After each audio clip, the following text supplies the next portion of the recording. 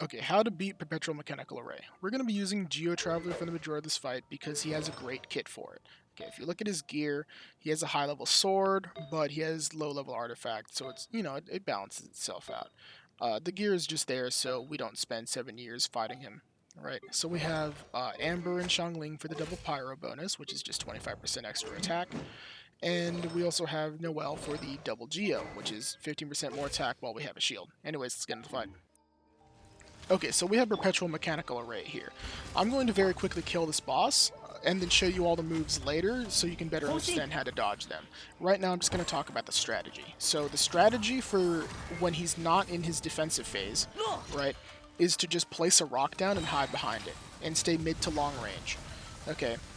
The reason why is because he has this laser that is hard to dodge when he's further away and easier to dodge when you're close. But you can't afford to stay too close because he has a lot of annoying to dodge melee moves that we don't really want to deal with. That's why we hide behind the rock.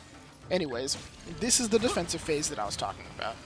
He will enter this phase after a certain amount of time or after a certain amount of HP.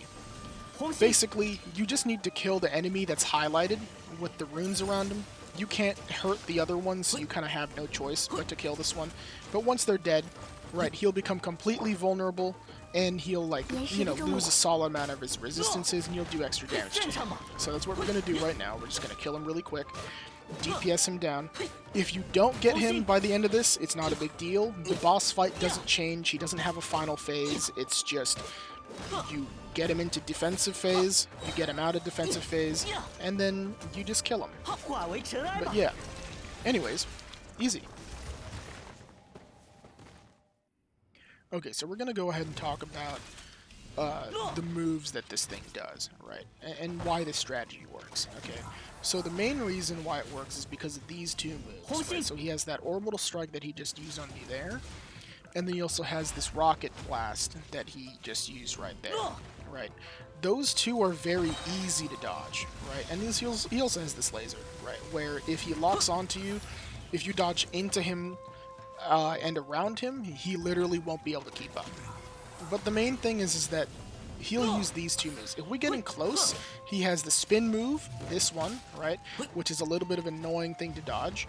And he also has the sword. So in order to dodge the spin, you want to dash into him to the right. In order to dodge the sword, you want to dash away from him to the left.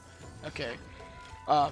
It's always relative to where your screen is, so I'm facing left right now, right? So anyways, let's talk about the defensive phase.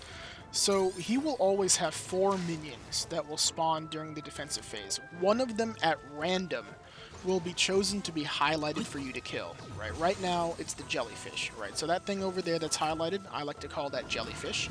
This thing that's shooting at me right now, I like to call it worm. We have the thing that just shot the laser at me. I like to call it triangle. It looks like a harpy from Destiny 2. And we also have the crab that just jumped at me. I also like to call it spider. And so basically, these guys can make you become very, unlucky. Okay, you can get very unlucky with these guys. Sometimes they'll do, a combination of moves that is just downright unfair, right? So sometimes, the worm will, dig underneath you and cause a big suction area, like right now. And then you might also get the barrage from the triangle while that's happening.